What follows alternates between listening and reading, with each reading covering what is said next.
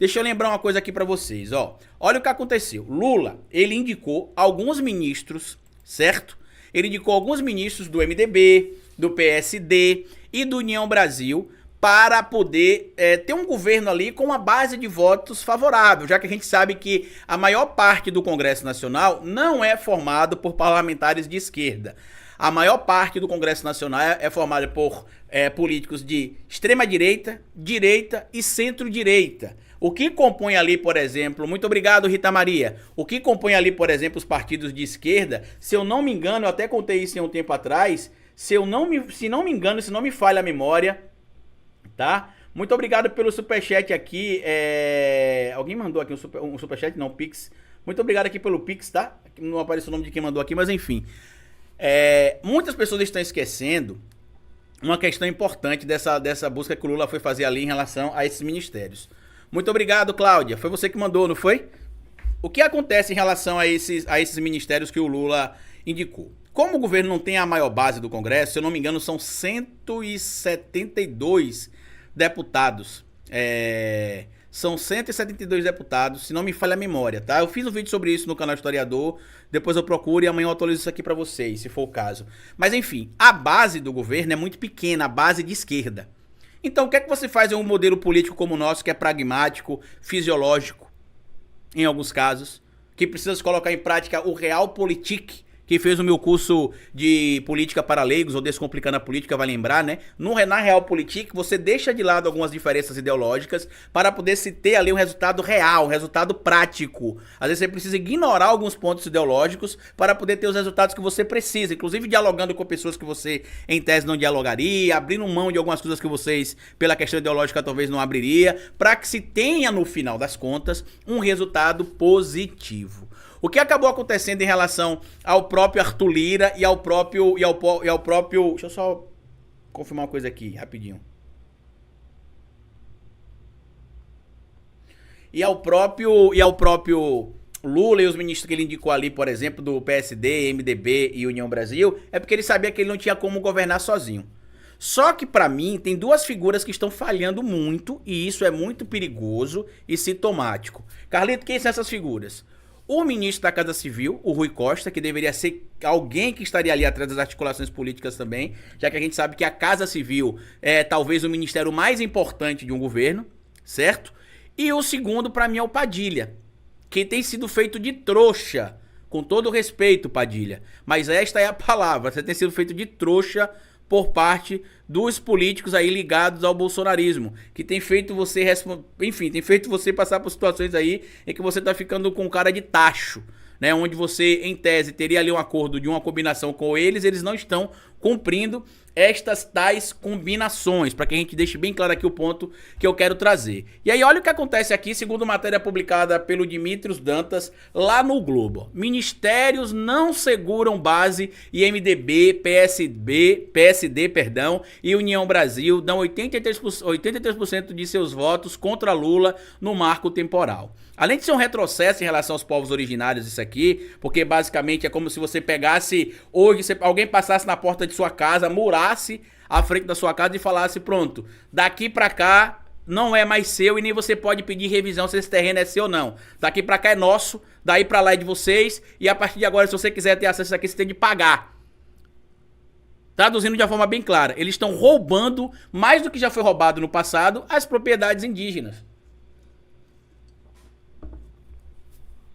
E aí onde é que tá o problema, na minha opinião, tá? Tem um ponto que pouca gente tá levando em consideração, que é o deleite do Kassab, tá? O Kassab, que é presidente do PSD e que é ali o articulador do governo ele compõe o governo do Tarcísio Freitas em São Paulo e é o articulador do governo do Tarcísio Freitas também em São Paulo. Ele tá se lambuzando, imaginando que vai ter força política para poder pleitear mais cargos. Só para vocês terem noção, em 2021, 22, no final de 2021, para ser mais específico, eu entrevistei o senador Rogério Carvalho, senador pelo PT de Sergipe, junto com o Guga Noblar, lá no Sem Politiquês Podcast, o podcast que eu tinha com o Guga. E o que acabou acontecendo lá nessa situação? O que aconteceu é que o Rogério Carvalho disse que se a eleição fosse naquele momento, o vice-candidato do Lula seria alguém do PSD, ou seja, alguém do partido do Kassab. Concordam comigo? Pois é. E aí, quem seria essa pessoa, Carlito? O próprio Kassab queria se lançar como candidato do PSD a vice do Lula.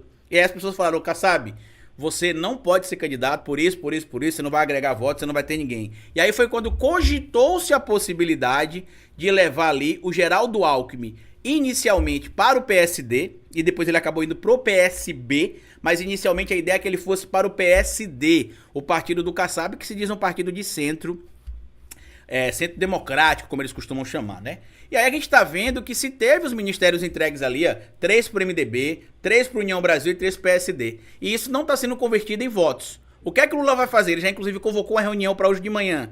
Pressionar o Padilha, pressionar o Rui e pressionar os partidos. Porque pra mim não faz sentido o Alcolumbre, que é quem inclusive tá dando ali essas indicações pelo União Brasil, que é o partido inclusive do próprio Sérgio Moro, indicar figuras sem relevância política dentro da discussão, inclusive para votação, e não conseguir converter isso em votos. Só que tem um ator político que muita gente não está citando e que pode se aproveitar desta situação neste momento. Quem seria, Carlito, o ator político que poderia se aproveitar da situação deste momento aí, das votações? O Valdemar Costa Neto.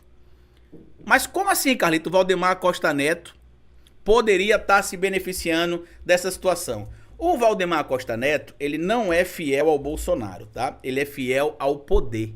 E ele já tinha iniciado conversas, eu já trouxe vídeo sobre isso aqui no canal também, e lá no canal Historiador.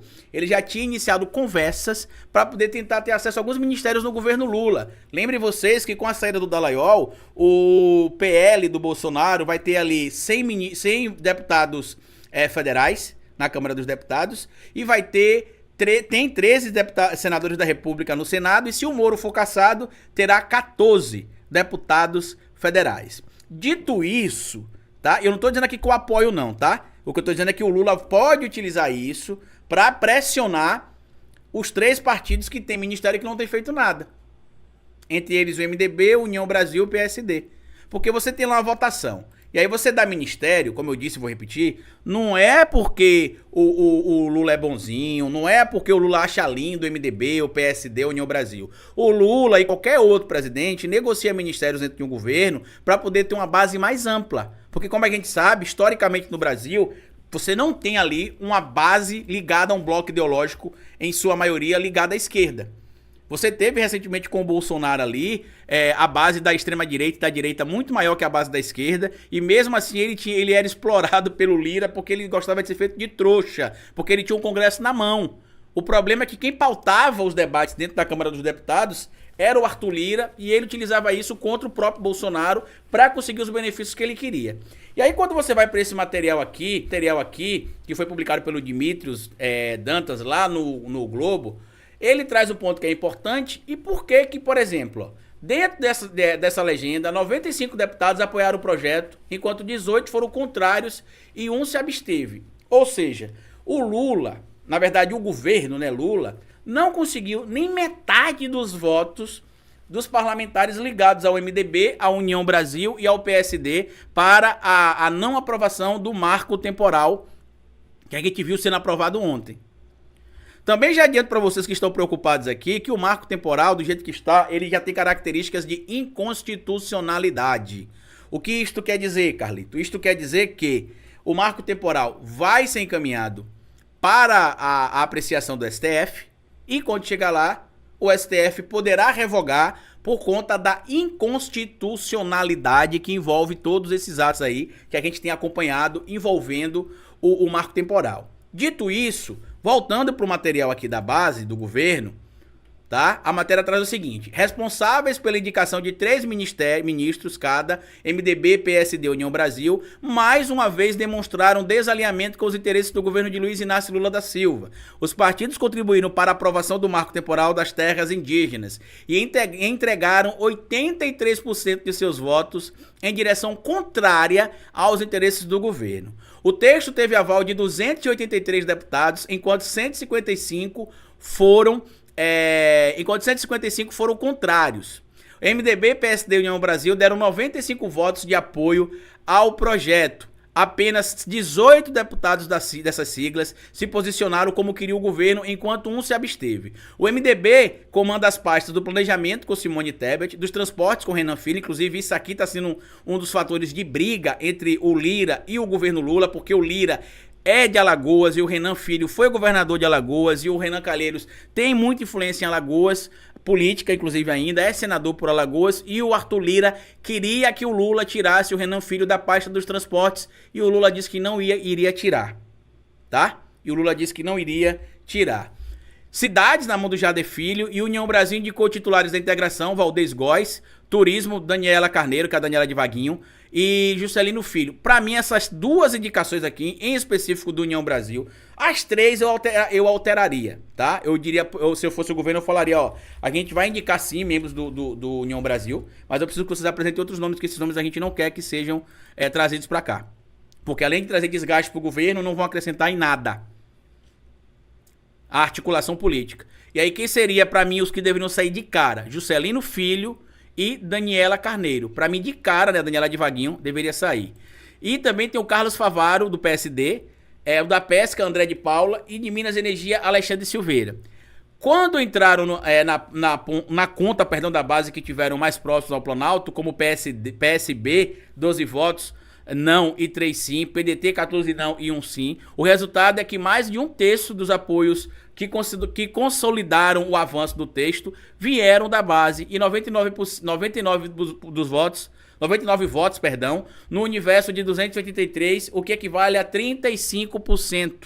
Já o PT entregou o apoio total. Deputados que foram à sessão votaram contra a proposta, o PSOL com 12 votos não, o PCdoB com 6 votos com posicionamento contrário e o Rede com um voto contra, também foram unânimes na tentativa de barrar o marco temporal. O resultado engrossa a lista de reveses de Lula no Congresso. No início do mês, o primeiro alerta sobre a estabilidade da base, a Câmara derrubou trechos de um decreto presidencial que mudava o marco do saneamento. Também com o apoio do partidos da base. A medida pretendida pelo petista irritou parlamentares de diferentes partidos, pois mexia em itens que haviam sido aprovados no Congresso. O Planalto agora corre contra o tempo, né, para evitar novas derrotas da medida provisória que modificou a esplanada dos ministérios. O texto será votado pela Câmara na manhã desta quarta-feira, hoje no caso, né? Inclusive eu nem sei se já saiu a votação, eu vou olhar já para a gente poder discutir sobre isso aqui também. Então, para mim, quando a gente tem um modelo de política que as pessoas precisam ser letradas politicamente mais, que a gente precisa lembrar que o povo brasileiro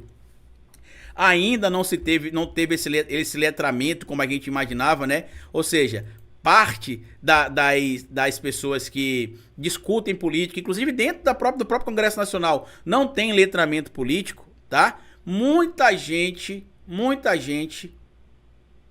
precisa compreender de política para que a gente tenha discussões mais sérias e mais engajadas para trazer o ponto de partida importante, tá? Opa, certo? Por que eu tô falando isso pra vocês? Porque olha o que acontece aqui, ó. Você tem uma figura como Arthur Lira, que é um cara que tá tentando fazer a sua força valer ali na brutalidade, é basicamente isso. Bem-vindo, Hélio dos Anjos.